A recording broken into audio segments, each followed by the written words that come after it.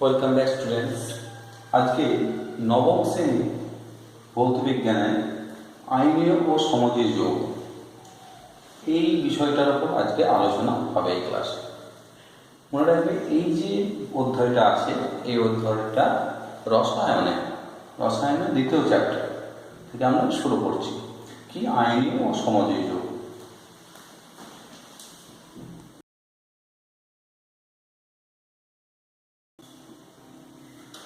আমরা একটা টেবিলের মাধ্যমে আইনীয় এবং সমাজীয় যৌগ, এতে ধর্ম, উদাহরণ এগুলো আমরা পরপর দেখব। প্রথমত যৌগ, এই কলম অনুসারে যৌগ, উদাহরণ, ভৌত ধর্ম, উপাদানাঙ্ক, স্ফুটনাঙ্ক, কাঠিন্য, তড়িৎ পরিবাহিতা, দ্রাব্যতা, এই বিষয়গুলো দুটো তুলনামূলক আলোচনা করলে সুবিধা হবে। দেখো, যৌগ প্রথম ধরো আয়নীয় যৌগ। কি যৌগ না? আয়নীয় যৌগ। তাহলে আয়নীয় যৌগ, তোমাদের দেখো আয়নীয় যৌগগুলো কি কি হতে পারে। আমরা খাদ্য লবণ দেখেছি, খাদ্য লবণ NaCl আয়নীয় যৌগ। তোমরা পোড়াচুন দেখেছো, যাকে ক্যালসিয়াম অক্সাইড বলা হয়, CaO। তাহলে খাদ্য লবণ, পোড়াচুন, এই দুটোর মধ্যে সীমাবদ্ধ রাখা না, এগুলো হচ্ছে আয়নীয় যৌগ। ভৌত ধর্ম, সাধারণ অবস্থায় খেয়াল করে দেখবে যে খাদ্য লবণ আছে বা পোড়াচুন, সাধারণত ভৌত ধর্ম কি আয়নের সাহায্যে আয়নীয় যৌগ কাদের বলে? যে যৌগ একাধিক আয়ন দ্বারা সমন্বিত। তাহলে এর ভৌত ধর্ম কি? ক্লাস আকার কঠিন পদার্থ। আচ্ছা, ক্লাস আকার কঠিন পদার্থ অর্থাৎ নির্দিষ্ট ক্লাস আকার আছে, নির্দিষ্ট প্যাটার্ন আছে, সেই জন্য আয়নীয় যৌগগুলোকে ক্লাস আকার কঠিন পদার্থ বলা হয়। যেমন খাদ্য লবণ, আমরা যে খাদ্য লবণের দানাগুলো দেখি, ওর মধ্যে অসংখ্য সোডিয়াম এবং ক্লোরিন আয়ন একটা নির্দিষ্ট প্যাটার্ন আছে। প্যাটার্নটা ত্রিমাত্রিক প্যাটার্ন। কি? একটা ক্লোরিন 6টা সোডিয়াম এবং একটা সোডিয়াম 6টা ক্লোরিন আয়ন দ্বারা বেষ্টিত থাকে। অর্থাৎ যেমন ঘরের মতন প্যাটার্ন হয়, অনেকটা এইরকম দেখতে। ঘরের মাঝখানে ধরুন একটা সোডিয়াম আছে, একটা ঘরের মাঝখানে সোডিয়াম আছে, আর 4টে দেয়ালের মাঝখানে একটা করে ক্লোরিন আছে। আবার একটা ক্লোরিন আবার 6টা করে সোডিয়াম আয়ন দ্বারা বেষ্টিত হয়। এটা ক্লাস আকার গঠন করে, ক্লাস আকার গঠন। সেই জন্য এদের গঠনটি ক্লাস আকার কঠিন পদার্থ। আমরা আয়নীয় যৌগগুলো সাধারণত যা পাই সবই কঠিন পদার্থ। তাহলে ক্লাস আকার কঠিন পদার্থ। গলনাঙ্ক, স্ফুটনাঙ্ক খুব গুরুত্বপূর্ণ জায়গায় এই পয়েন্টটি খেয়াল করে দেখো। দুটো ভিন্ন প্রকৃতির যৌগ আয়ন দ্বারা গঠিত। ধরুন NaCl টা বলছি, Na+ আসবো পরে, Cl-, দুজনা বিপরীত আয়ন, অর্থাৎ একটা প্লাস একটা মাইনাস, একটা ক্যাটায়ন একটা অ্যানায়ন পরস্পর যুক্ত হচ্ছে। বিপরীত আয়ন দ্বারা যুক্ত হলে কি হয়? তাদের মধ্যে পরমাণুগুলো বা আয়নগুলোর মধ্যে শক্তিশালী একটা বন্ধন তৈরি হয়। সেই জন্য সোডিয়াম ক্লোরাইডকে ভাঙতে কি হয়? অনেক বেশি পরিমাণ বাইরে থেকে মুখে শক্তি দিতে হবে। ভাঙা মানে কি? বাইরে থেকে শক্তি দেওয়া। বাইরে থেকে শক্তি দেওয়া মানে কি? তাপ দেওয়া। তাহলে আয়নীয় যৌগগুলো একাধিক আয়ন দ্বারা বেষ্টিত থাকে, ক্লাস আকার যৌগ। সেই আয়নগুলোকে ভাঙতে হবে, দুটো আয়নকে বিচ্ছিন্ন করতে হবে, তবে তো তাকে গলন হবে। তো দুটো আয়নে গলন মানে কি? কঠিন অবস্থা আছে, গলন। অর্থাৎ আয়নগুলোর মধ্যে ব্যবধান বাড়িয়ে দেওয়া। দুটো আয়ন তো না, একটা ধরছি, এখানে একটা উদাহরণ দিচ্ছি, দুটো আয়ন এটা কঠিন অবস্থায় আছে, একাধিক আয়ন ধরুন কঠিন অবস্থায় আছে। এই অবস্থাটা কঠিন রেখে এই যদি তরল করি, আয়নগুলোর মধ্যে সেপারেশন কি বাড়াতে হবে? দেখো, এর তুলনায় আয়নগুলোর সেপারেশন বেড়ে যাবে, অর্থাৎ আয়নগুলো কি তরলে পরিণত করো। তাহলে এখান থেকে আমরা কি বুঝতে পারলাম? এটা হচ্ছে সোডিয়াম ক্লোরাইডের ধরো দ্বিমাত্রিক, অবশ্যই এটা দ্বিমাত্রিক দেখাচ্ছে। সোডিয়াম ক্লোরাইডের দ্বিমাত্রিক গঠন। এই দ্বিমাত্রিক গঠন এখন সোডিয়াম ক্লোরাইড কঠিন অবস্থায় আছে, তাকে তরল অবস্থায় নিয়ে আসবে। কি দিতে হবে? বাইরে থেকে একে শক্তি দিতে হবে। যে পরিমাণ শক্তি দেওয়ার ফলে এটা অণুগুলো বা আয়নগুলোর মধ্যে ব্যবধান বেড়ে যাবে, সেই শক্তিটাকে, অর্থাৎ সেই তাপ শক্তিটাকে ওর গলনাঙ্ক বলবো। অর্থাৎ কত ডিগ্রি উষ্ণতা সোডিয়াম ক্লোরাইড বলে? 500, 850 এইরকম হবে, 900 কাছাকাছি। এত ডিগ্রি সেলসিয়াস উষ্ণতা সোডিয়াম ক্লোরাইড বলে তরলে পরিণত হয়। তোমরা খেয়াল করবে বাড়িতে প্রত্যেকে কড়াইয়ের মধ্যে, শুষ্ক কড়াইয়ের মধ্যে নুন ঢেলে দেবে, কি দেখতে পাবে নুনটা কিন্তু কখনোই গলায় না। কেন গলায় না নুনটা? কারণ আমরা যে পরিমাণ তাপ দিই কড়াইয়ের সাহায্যে, সেই তাপে নুনের গলনাঙ্কে পৌঁছাতে পারে না। আমরা কত তাপ দিই? 100 ডিগ্রি, 150 ডিগ্রি। নুনকে গলাতে গেলে অন্তত 800 ডিগ্রি দিতে হবে। 800 ডিগ্রি সি উষ্ণতায় খাদ্য লবণ গলে তরলে পরিণত হয়। 800, 850 এরকম হয়। তাহলে দেখো বেশ গলনাঙ্ক এবং স্ফুটনাঙ্ক আয়নীয় কি উদাহরণ দিলাম, ক্লাসার কঠিন পদার্থ। কেন ক্লাসাকার? আয়ন দ্বারা বেষ্টিত থাকে এবং এদের আয়নগুলো একে অপরকে তীব্র আকর্ষণ বল। তাহলে আকর্ষণ বল যদি তীব্র হয় তাহলে ভাঙতে গেলে কি বেশি পরিমাণ শক্তি দিতে হবে। তাহলে এখান থেকে আমরা সিদ্ধান্ত আসতে পারলাম কি এর গলনাঙ্ক এবং স্ফুটনাঙ্ক উচ্চ। কারণটাও জানলাম কেন। এই প্রকৃতির যৌগগুলো আয়ন দ্বারা ক্লাস গঠিত হয় এবং একাধিক আয়ন পরস্পর সংযুক্ত অবস্থায় থেকে থাকে। সেই আয়নগুলোকে ব্রেক করতে হবে, দূরত্ব বাড়াতে হবে, অর্থাৎ তরলে পরিণত করতে হবে, অনেক বেশি পরিমাণ শক্তি দিতে হয়। সেই জন্য গলনাঙ্ক এবং স্ফুটনাঙ্ক উচ্চ। নেক্সট আছে কাঠিন্য। মনে রাখবে এর কাঠিন্য ভঙ্গুর প্রকৃতি। ধরুন একটা সোডিয়াম ক্লোরাইডের অণু আছে, এই যে দেখাচ্ছি আমি হাতুড়ি দ্বারা এখানে আঘাত করলাম। কি দ্বারা? হাতুড়ি দ্বারা। যদি হাতুড়ি দ্বারা আঘাত করি কি হবে বলো তো? এই আয়নগুলো পরস্পর কি এটা ক্লাস, এটা একটা সোডিয়াম ক্লোরাইডের ক্লাস। আয়নগুলো আঘাত করলাম, তো বাহ্যিক শক্তি দিলাম এর উপর, এর গিয়ে কি এর কাছাকাছি আসবে, কাছাকাছি আসবে। তীব্র বিকর্ষণ বলের জন্য অণুগুলো ভঙ্গুর হয়ে যাবে। বুঝলে ক্লাস এখন অণুগুলো হয়তো ভঙ্গুর হয়ে গেল। এই চারটে নিয়ে আর দুটো আলাদা ধরো না, অনেক সংখ্যক থাকে, ভঙ্গুর হয়ে গেল। তাহলে বাহ্যিক কোনো শক্তি প্রয়োগ করলে অণুগুলোর ওপর আয়নগুলো কাছাকাছি চলে আসে, বিকর্ষণ করতে সৃষ্টি হয়, ফলে ভঙ্গুর প্রকৃতি হয়ে যায়। তাহলে এখান থেকে আমরা সিদ্ধান্ত আসতে পারলাম কাঠিন্য কি ভঙ্গুর প্রকৃতি। ভঙ্গুর। ওকে। তড়িৎ পরিবাহীটা, তড়িৎ পরিবহন কারা করে? আমরা তড়িৎ পরিবাহী চ্যাপ্টার পেরিয়ে এসেছি। কোনো তামার তারের দুই প্রান্তে যদি বিভব দেওয়া হয় তখন কি হবে? তামার তারের মধ্যে দিয়ে তড়িৎ প্রবাহিত হবে। তড়িৎটা কে বয়ে নিয়ে যায়? এক্ষেত্রে ইলেকট্রন। কি ইলেকট্রন? মুক্ত ইলেকট্রন। তাহলে ধাতব পরিবাহী ক্ষেত্রে তড়িৎ পরিবহনের কাজ করে মুক্ত ইলেকট্রন। ঠিক আছে। এবার ধরো আমি সোডিয়াম ক্লোরাইডের ক্লাস নিয়েছি। ব্যাপারটা কেমন আমি একটু মুছে দিয়ে এখানে ব্যাখ্যা করতে দিয়ে আমার আসলে তড়িৎ পরিবাহীটা। আমি একটা পাত্র নিলাম, দুটো তড়িৎটা সাথে যুক্ত করলাম। অবশ্যই দুটো তড়িৎটার সঙ্গে একটা তড়িৎ কোষ এবং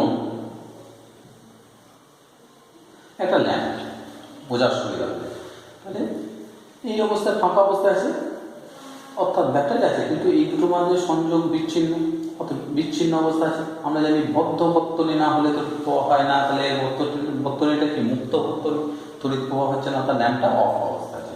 আমি কি বললাম শুষ্ক লবণ, অর্থাৎ শুষ্ক লবণ কিছু ঢেলে দেওয়া, তখন দেখছি এর মধ্যে যে তড়িৎ পরিবহন হচ্ছে না, অর্থাৎ ল্যাম্পটা জ্বলছে না। কেন জ্বলছে না? লবণের মধ্যে তো আয়ন আছে, তবু কেন জ্বলছে না? আয়ন থাকলে কি হবে? মুক্ত ইলেকট্রন নেয়। কারণ ইলেকট্রনগুলো কি হয়েছে, সমযোজী বন্ধন, এই তড়িৎযোজী বন্ধনে তারা আবদ্ধ অবস্থা আছে। অর্থাৎ দেখা যায় সোডিয়াম ক্লোরাইডে একটা সোডিয়াম 6টা ক্লোরিনের সঙ্গে 6টা 1 2 3 4 5 6 আবদ্ধ অবস্থা থাকে। তাহলে মুক্ত অবস্থায় ইলেকট্রন পাওয়া যায় না। ইলেকট্রন যদি না পাওয়া যায় ঠিক আছে, আয়ন কি পাওয়া যায় না? কঠিন অবস্থায় আয়নও পাওয়া যায় না। তাহলে সোডিয়াম ক্লোরাইডে কঠিন অবস্থায় ইলেকট্রন পাওয়া যায় না, আয়ন তো পাওয়াই যায় না। তাহলে তড়িৎ পরিবহন কারা করে? সাধারণত ধাতব ক্ষেত্রে ইলেকট্রন, আর তরলের ক্ষেত্রে কারা? তরল বা দ্রবীভূত অবস্থায় তড়িৎ পরিবহন করে আয়ন। কোনো অবস্থাতে পাওয়া যায় না। সেই জন্য কঠিন অবস্থায় সোডিয়াম ক্লোরাইড তড়িৎ পরিবহন করে না, কারণ আয়নের কোনো আয়ন থাকে না। তাহলে কঠিন অবস্থায় তড়িৎ পরিবহন করে না, তড়িৎ পরিবহন করে না কঠিন অবস্থায়। অবশ্যই কি অবস্থায়? কঠিন অবস্থায় তড়িৎ পরিবহন করে না। ঠিক আছে। তাহলে কোন অবস্থায় করে?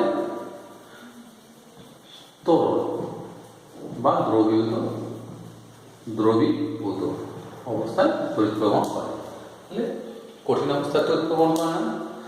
হয় সোডিয়াম ক্লোরাইডকে তরলে পরিণত করো, দুই পাত্রের ফেলা দেখো তড়িৎ প্রবাহন হবে নিঃসরিষিত দ্রাবক। মনে রাখবে যে কোনো আয়নীয় যৌগ, যে কোনো আয়নীয় যৌগ সাধারণত জলে দ্রাবক, ধ্রুবক দ্রাবক কি জলে, এটা জলে দ্রাবক, জলে দ্রাবক। যে কোনো আয়নীয় যৌগ কোথায় দ্রাব্য? জলে দ্রাব্য। কোনো অজৈব মানে কেরোসিন, বেঞ্জিন, এইখানে অ্যালকোহল, এইগুলোতে কিন্তু সোডিয়াম ক্লোরাইড দিলে বলবে না। তোমরা খেয়াল করে দেখবে কেরোসিন নেবে, তার মধ্যে সোডিয়াম ক্লোরাইড দেবে, বলছেন। তাহলে ওগুলো কি অধ্রুবীয় দ্রাবক, অর্থাৎ কেরোসিন, পেট্রোল, বেঞ্জিন, অ্যালকোহল এগুলো অধ্রুবীয় দ্রাবক। নেক্সট চলে আসে আয়ন যৌগগুলো। 2 নম্বর সমযোজী যৌগ। সমযোজী যৌগ, সমযোজী যৌগের উদাহরণ কি তোমরাই বলো। তোর নাম সমযোজী যৌগ কি পেতে পারো? Glucose C6H6 H12 C6H12O6, glucose, আমি আর লিখছি না, গ্লুকোজ, তোমার ক্লোরোফর্ম,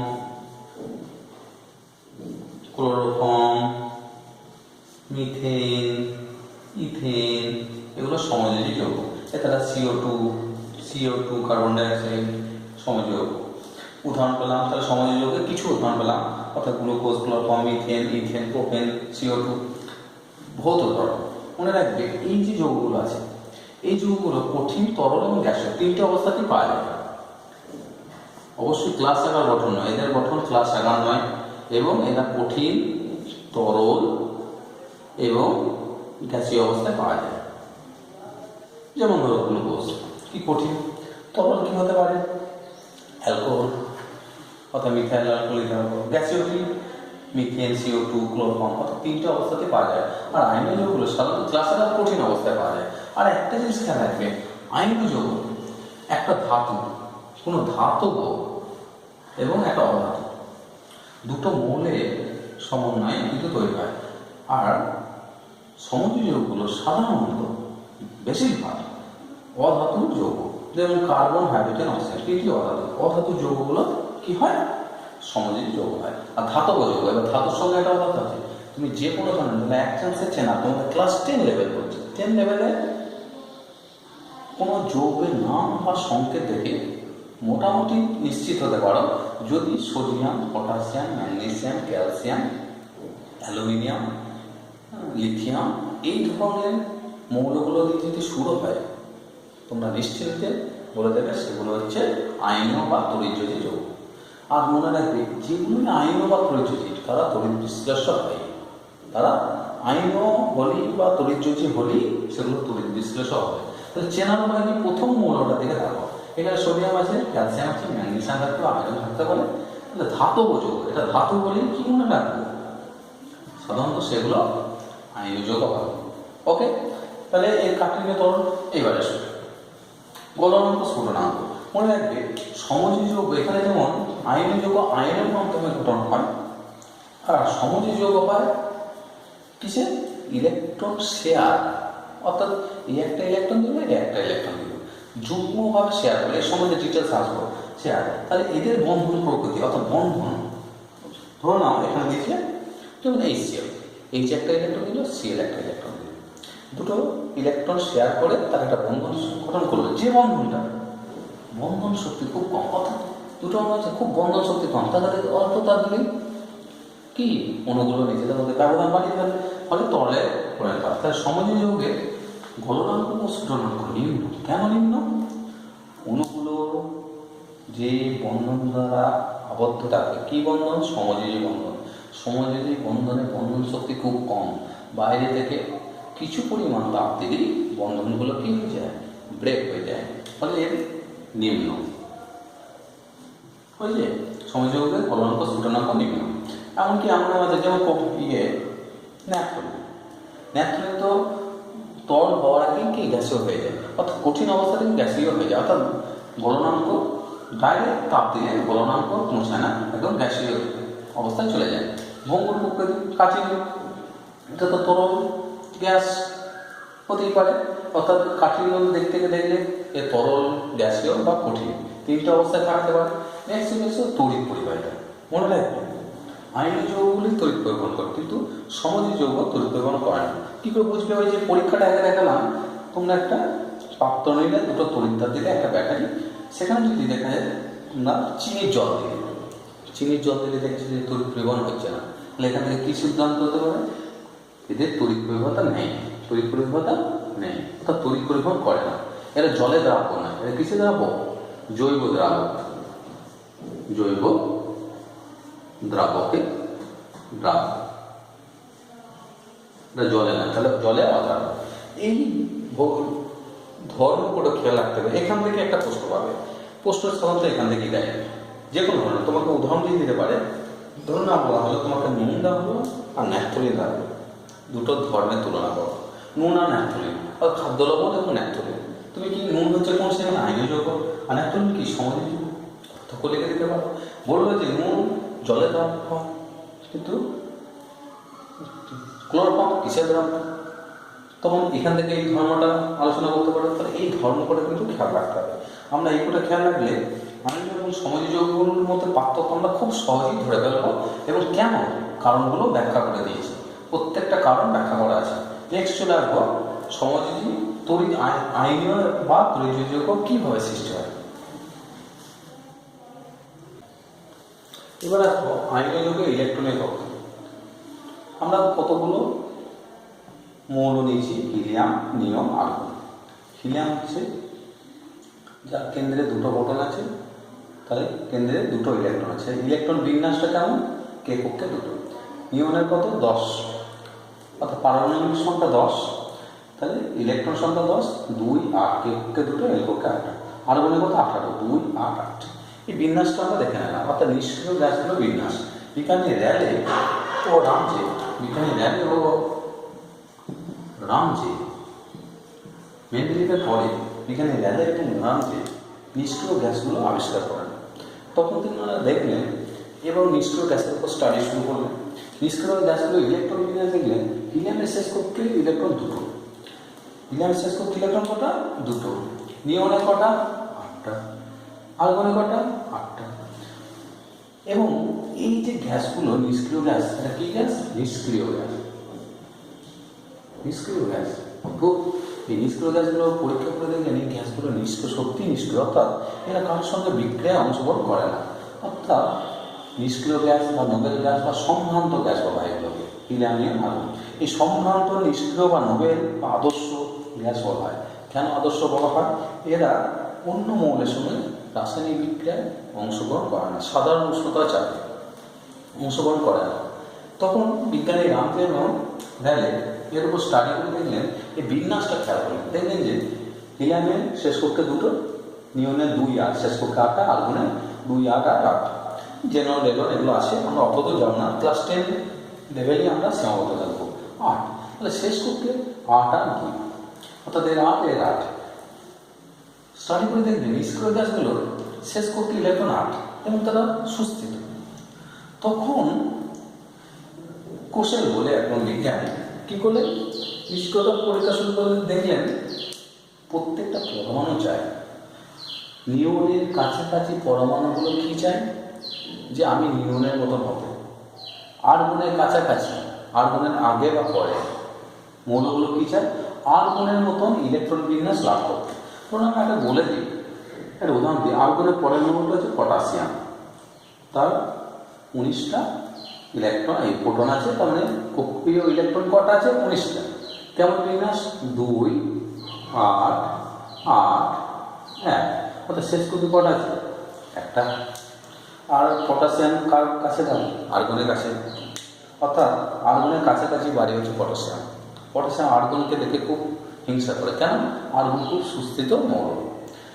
তাহলে পটাশিয়াম চাই যে আর্গনের মতো হতে। কী করে হবে? তার শেষ কক্ষে যে ইলেকট্রন আছে একটা, সেটা যদি সে ত্যাগ করে দেয়, তার বিন্যাসটা কি আছে? 2, 8, 8, 2, 8, 8। অর্থাৎ এর বিন্যাসটা আর আর্গনের বিন্যাসটা কি একই রকম হচ্ছে? অর্থাৎ পটাশিয়াম কি সুস্থিত হবে, কিন্তু একটা ইলেকট্রন ত্যাগ করলে কি যাবে? সে আয়নে পরিণত হবে। ব্যাস, এই ওপর ভিত্তি করে বিজ্ঞানী র্যালে এবং ব্যানজে বললেন যে প্রত্যেকটা মৌল তার কাছাকাছি মৌলের বিন্যাস লাভ করতে চায়। তোমরা দেখবে তাহলে এই মৌল পটাশিয়ামের কাছে আদর্শ মৌলকে, হ্যাঁ হয়েছে। যেমন নিয়নের কাছে আদর্শ মৌলকে, নিয়নের পরে হচ্ছে সোডিয়াম 11, নিয়নের কাছাকাছি কে সোডিয়াম, সোডিয়াম কাছাকাছি, অর্থাৎ সোডিয়ামের কাছে বাড়ি নিয়ন। সোডিয়াম কি খুব অস্থির মৌল, বিক্রিয়া করে ঝগড়াঝাটি করে, তখন কি নিয়নের কাছাকাছি বাড়ি নিয়নকে দেখেছে, তার শিক্ষা হয় যে নিয়নের মধ্যে যদি থাকতে পারতাম তার নিষ্ক্রিয় কার সঙ্গে ঝগড়াঝাটি করতে চায় না, তখন সোডিয়াম ইলেকট্রন বিন্যাস কি হয় 11 মানে কি 2 8 1, শেষ কক্ষে একটা ইলেকট্রন ত্যাগ করে 2 8, ব্যাস। দেখবে কি আমরাও যে আদর্শ মেনে চলি, সেই জন্য এই মৌলগুলোকে আর্গন, নিয়ন, হিলিয়াম, জেনন, ডেটন এগুলোকে আদর্শ মৌল বলা হয়। নেক্সট চলে আসি, এটা আমাদের টেন্ডেন্সি, আমরা যে ভালো থাকে তাকে দেখে অনুকরণ করার চেষ্টা করি প্রত্যেকদিন, যে ধর্মের ভিত্তিতে হোক, এক এক ধর্মের লোক এক এক মানে অবতারকে কী বলে মান্য করে চলে, অথবা ওনার মতন হতে পারে, দেন নিষ্ক্রিয় অবস্থা থাকতে পারি, সুস্থিত অবস্থা থাকতে পারি। পৃথিবীতে প্রত্যেকটা সে মৌল থেকে শুরু করে মানুষ পর্যন্ত ওনারা গিয়ে প্রত্যেকে সুস্থিত থাকতে যায়, প্রত্যেকে সুস্থ। মৌল থেকে ধরুন অণু হলো, অণু থেকে কণা, মানে কণা, কণা থেকে কোনো যৌগ, সবাই সুস্থিত অবস্থা থাকতে যায়। সেই জন্য কাছাকাছি সুস্থিত দেখে, খোঁজে কে সুস্থিত আছে তার মধ্যে থাকতে যায়। এই ওপর ভিত্তি করি কিন্তু বিজ্ঞানী কোষের আইনি যৌগে কীভাবে গঠিত হয় তার ব্যাখ্যাটা দিলেন এবং সংজ্ঞাটা দিলেন। এখানে আইনি যৌগ ফটাফট দেখবো। এবার ধরো একটা উদাহরণ কষ্ট হয়ে যাবে, আইনি যৌগ কী হয়, মনে হচ্ছে সোডিয়াম, তার ইলেকট্রন বিন্যাস কি 2 8 1, আমরা সোডিয়ামের 2 8 1 এবং ক্লোরিন 2 8 7, এটা দিয়ে বোঝায়। খেয়াল করে দেখবে 2 অর্থাৎ প্রথম কক্ষে দুটো, মাঝে কে কক্ষে দুটো, এল কক্ষে 8টা, এম কক্ষে 1টা, কে কক্ষে দুটো 8 7। খেয়াল করে দেখবে শেষ কক্ষে কটা আছে, শেষ কক্ষে 1টা। আমরা এখানে শুধুমাত্র শেষ কক্ষে ইলেকট্রনটা এখানে বিবেচন করবো, মাঝেগুলো ভাবো যে আছে এখানে। এটা হচ্ছে সোডিয়ামের ইলেকট্রন, এটা ধরো সোডিয়ামের ইলেকট্রন। ক্লোরিনের শেষ কক্ষ কটা আছে, শেষ কক্ষটা 2 8 7, 7টা, 1 2 3 4 5 6 7, 7টা ইলেকট্রন আছে। এগুলো ইলেকট্রন, এই ডটগুলো ইলেকট্রন। সুস্থিত থাকতে দুজন কাছাকাছি এসেছে, সুস্থিত থাকতে গেলে কী করবে, এ দেখলে যে আমার কি সোডিয়াম কি চায়, সোডিয়াম কাছাকাছি কি আছে নিয়ন, অর্থাৎ 2 8 পেলে সুস্থিত, এর একটা ইলেকট্রন ভাবতে আছে, এ কী করলে নিজের ইলেকট্রনটা থেকে দিয়ে দিল, ব্যাস। এর হয়ে গেল কি, যখনই দিল 2 8 1 ছিল, হয়ে গেল কত, ঠিক পরে স্টেপটা দেখো, সোডিয়াম কি শেষ করে কোনো ইলেকট্রনে লিখলো 2 8 প্লাস ক্লোরিনের ছিল কত, ক্লোরিনের শেষ কক্ষে কটা ছিল 7টা, দেখো 7টা, 1 2 1 2 3 4 5 6 7, 7টা ছিল অলরেডি, 3 4 5 6 7, একটার কাছে নিয়েছে, হয়ে গেল 8, ঠিক আছে, এর হয়ে গেল 8। তাহলে বিন্যাসটা কেমন হলো, 2 8 7 ছিল, এখন 8, তাহলে 2 8 8। যখন ইলেকট্রন আদান প্রদান হলো, এই ইলেকট্রন ছেড়েছে, যে ইলেকট্রন ছাড়ে ইলেকট্রন কমে গেছে, মানে মাইনাস কমে গেছে, মানে কি প্লাস, ইলেকট্রন ত্যাগ করলে প্লাস, ইলেকট্রন গ্রহণ করলে কি হয়ে গেল মাইনাস। তাহলে তো বিপরীত আয়নের সৃষ্টি হবে, তাহলে ইলেকট্রন আদান প্রদান। এরপরের স্টেপটা কি, যে বিপরীত আয়নে পরিণত হলো, খেয়াল করে দেখো, সোডিয়াম 2 8 কার বিন্যাস হলো নিয়নের, ক্লোরিন 2 8 8 কার 2 8 8 আর্গন, তাহলে এটা কি সুস্থিত, তাহলে সুস্থিত হলে কি হবে, এটা দুটো সুস্থ, কিন্তু এ প্লাস এ মাইনাস, এদের মধ্যে কি আকর্ষণ বল, দুটো বিপরীত আধান থাকে, তাদের মধ্যে স্থির তড়িৎ আকর্ষণ বল, কি আকর্ষণ বল, স্থির তড়িৎ আকর্ষণ বল চলে যাবে। তাহলে স্থির তড়িৎ আকর্ষণ বল চলে এলে কি হয়ে গেল, এই কথা সোডিয়াম প্লাস আর ক্লোরিন মাইনাস কাছাকাছি দিয়ে তারা সংযুক্ত অবস্থা থাকলো, দিয়ে সোডিয়াম ক্লোরাইড গঠন করলো, সোডিয়াম ক্লোরাইড গঠন করলো। যদিও এটা আমরা সোডিয়ামে একটা পাবো, ক্লোরিনে একটা, এইরকমভাবে গঠন হয় না, একাধিক সোডিয়াম একাধিক ক্লোরিন যুক্ত অবস্থায় থাকে, এটা একটা ক্লাস গঠন, তাই সোডিয়াম ক্লোরাইড গঠন। তাহলে আয়ন যৌগ কাকে বলে, সংজ্ঞা, প্রত্যেক পরমাণু সুস্থিত থাকতে যায়, সুস্থিত থাকার কি তার কাছাকাছি নিষ্ক্রিয় যায়, যেমন সোডিয়ামের কাছাকাছি নিষ্ক্রিয়কে, সোডিয়ামের কাছাকাছি নিষ্ক্রিয় হচ্ছে নিয়ম, অর্থাৎ সোডিয়ামের কাছের বাড়ি নিয়ম আর ক্লোরিনের কাছের বাড়ি কার, তারা নিষ্ক্রিয় হতে চায়, সবাই চায় তারা সুস্থিত অর্থাৎ প্রত্যেক পরমাণু সুস্থিত ইলেকট্রন বিন্যাস লাভের চেষ্টা। নিকটতম নিষ্ক্রিয় গ্যাসের মধ্যে সোডিয়াম কার বিন্যাস পেল নিয়নে, ক্লোরিন কার বিন্যাস পেল আর্গনে। লাভের চেষ্টা, এই ইলেকট্রন দান করলো, এই ইলেকট্রন গ্রহণ করলো, এ দান করলো মানে প্লাস আর গ্রহণ করলো মানে মাইনাস, অর্থাৎ প্লাস মাইনাস। তখন তাদের মধ্যে স্থির তড়িৎ আকর্ষণ বল হলো, অর্থাৎ সোডিয়াম প্লাস ক্লোরিন মাইনাস আকর্ষণ বলে যুক্ত হয়ে সোডিয়াম ক্লোরাইড গঠন করলো। ব্যাস, এই যে সোডিয়াম ক্লোরাইড গঠন করলো, এটা কোন ধরনের যৌগ হলো? এটা হচ্ছে আয়নীয় যৌগ বা তড়িৎযোজী যৌগ। এই ইলেকট্রন ডট গঠনের মাধ্যমে তড়িৎযোজী যৌগ গঠন আমরা পেয়ে থাকি। বোঝানো গেল। আরেকটা উদাহরণ দিই, তোমাদের ক্লিয়ার হয়ে যাবে। ব্যাপারটা কি, প্রত্যেকটা ক্লাস ভালো করে ফলো করো। এসব ক্যালসিয়াম অক্সাইড কিভাবে যৌগ গঠন করে? ক্যালসিয়াম অক্সাইড অর্থাৎ পোড়া যৌগ করা হয় ক্যালসিয়াম ও অক্সিজেন। ক্যালসিয়াম পরমাণু ইলেকট্রন বিন্যাস কি? ক্যালসিয়াম হচ্ছে 20তম মৌল, কার্বনের সংখ্যা 20, ইলেকট্রন বিন্যাস 2 8 8 2, কে কক্ষে দুটো, এল কক্ষে 8টা, এম কক্ষে দুটো, এন কক্ষে 8টা, এর শেষ কক্ষে কটা? 8টা, এই দুটো। অক্সিজেন কত? 8তম, অর্থাৎ 2 6, কে কক্ষে দুটো, এল কক্ষে 6টা। খেয়াল করো, এও সুস্থিত অবস্থা নেই। কেন সুস্থিত নেই? শেষ কক্ষে কটা ইলেকট্রন থাকতে হবে? 8টা। 8টা আছে শেষ কক্ষে? না, 8টা নেই। এরও 8টা নেই, অদ্ভুত, এরও 8টা নেই। তাহলে এও সুস্থিত নয়, এও সুস্থিত। এবার ক্যালসিয়ামের কাছাকাছি বাড়িয়ে গেলে, ক্যালসিয়াম হচ্ছে 20তম, 20। তাহলে ক্যালসিয়ামের বিন্যাস কি হবে? 2 8 8 2, অর্থাৎ 20 কার কাছাকাছি? 18 আর্গনের কাছাকাছি, অর্থাৎ ক্যালসিয়ামের বাড়ি হচ্ছে আর্গনের কাছাকাছি। তাহলে ক্যালসিয়াম আর্গনের সুস্থিত, অর্থাৎ 2 8 8 যদি হয়, ক্যালসিয়াম সুস্থিত অবস্থায় থাকবে। কি করলো ক্যালসিয়াম? তার শেষ কক্ষে দুটো ইলেকট্রন ত্যাগ করলো। ঠিক তেমনি অক্সিজেন চলে এসো, অক্সিজেন হচ্ছে 2 6, 2 6 মানে কি? নিয়নে কত? 2 8, মানে 2 8 শেষ কক্ষে কাছে। তাহলে নিয়নের কাছাকাছি বাড়ি হচ্ছে, এবার এখানে এসো, ক্যালসিয়ামের কাছাকাছি বাড়ি কার? আর্গনের। নিয়নের, অক্সিজেনের কার কাছাকাছি বাড়ি? নিয়নের। সুস্থিত লাভ করলো। সুস্থিত লাভ করার চেষ্টা কি করলো? এর শেষ কক্ষে ইলেকট্রন দুটো এখানে দান করে দিল। কাকে দান করলো? একে, অক্সিজেনকে।